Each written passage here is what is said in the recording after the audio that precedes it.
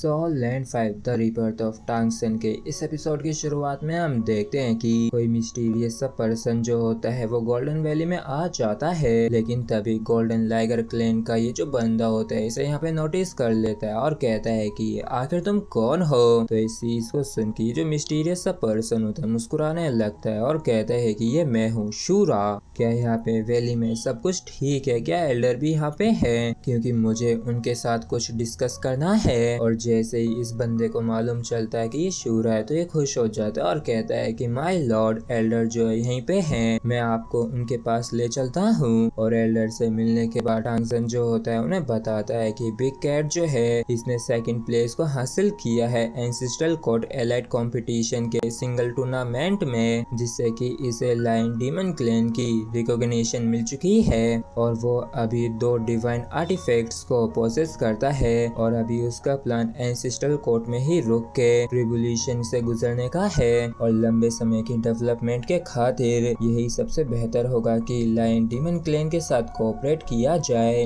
क्योंकि अगर big cat future में ग्रेट डीमन एम्परर के लेवल पे पहुंच जाता है तो शायद वो लायन और टाइगर क्लैन दोनों के ही सरपास कर जाएगा। और इसलिए मुझे लगता है कि ये कोशिश करने के काबिल है और इसी वजह से बिग कैट ही यही कर रहा है। तो एल्डर जो होते हैं कहते हैं कि हाँ वो बिल्कुल सही है, और वैसे भी अब तो मैं बूढ़ा हो चुका हूँ तो मैं पहले जैसा अब ज्यादा नहीं रहा हूँ, और अब से मैं लाइगर क्लैन का ये जो फ्यूचर है उसके हाथों में उसके भरोसे छोड़ रहा हूँ। बेनिफैक्टर मैं बस आपसे एक ही चीज की भीख मांगता हूँ कि वुमेन, चिल्ड्रन और एल्डर्स जो हैं उन्हें यहाँ पे रुकने दें, कम से कम इसलिए ही जिससे कि लाइगर क्लैन की जो ब्लड लाइन है वो यहाँ पे रह के सरवाइव कर सके अगर बाद में कुछ होता भी है तो टांग सन जो कहता है कि हाँ बिल्कुल, क्यों नहीं, गोल्डन वैली जो है ये हमेशा ही लाइगर क्लैन का घर रहेगी। एल्डर यहाँ पे मैं कुछ समय के लिए रुकने वाला हूँ क्योंकि अभी मुझे अपनी इंजरीज को हील करने की सख्त जरूरत है, और साथ ही साथ गोल्डन वैली के जो डिफेंसेस हैं उनकी स्ट्रेंथ भी तो बढ़ानी है। तो इस पर एल्डर जो होते हैं ये कहते हैं कि कोई भी प्रॉब्लम नहीं है, तुम जितना चाहो उतने लंबे समय के लिए यहाँ पे रुक सकते हो।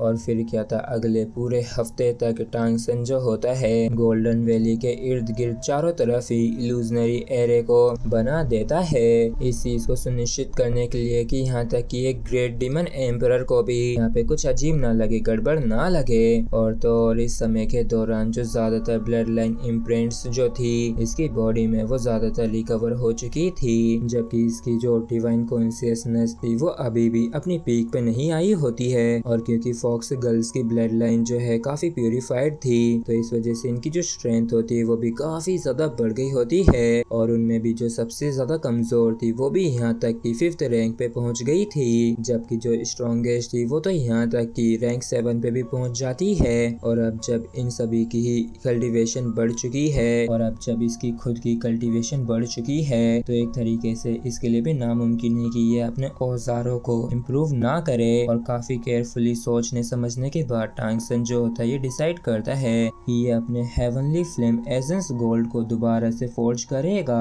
और फिर क्या था, ये केव में आ जाता है और सबसे पहले ये कई सारी आइसोलेटिंग एरेज को सेटअप करता है अपनी फोर्जिंग प्रोसेस को शुरू करने से पहले, जिसके बाद टांग सन जो होता है फोर्जिंग शुरू कर देता है और इसका इस्तेमाल करते हुए ये सोचता है कि चलो सबसे पहले मैं अपने स्काई ब्रेकिंग हैमर को अपनी स्पिरिचुअल पावर से कवर कर लेता हूँ, जिससे कि इसके बदलावों को महसूस कर सकूं। और ये वाकई में काफी अच्छी बात है क्योंकि इसमें ज्यादा कोई रेजिस्टेंस देखने को नहीं मिल रहा है। और चलो अब मैं अपनी डिवाइन कॉन्शियसनेस के एक पीस को इसमें डाल देता हूँ, मर्ज कर देता हूँ। साथ फ्रेंड्स हमारा एपिसोड यहीं पे खत्म होता है। अगर आप लोगों को वीडियो अच्छा लगा हो तो प्लीज चैनल को सब्सक्राइब और वीडियो को लाइक करना बिल्कुल भी ना भूलें। Thank you.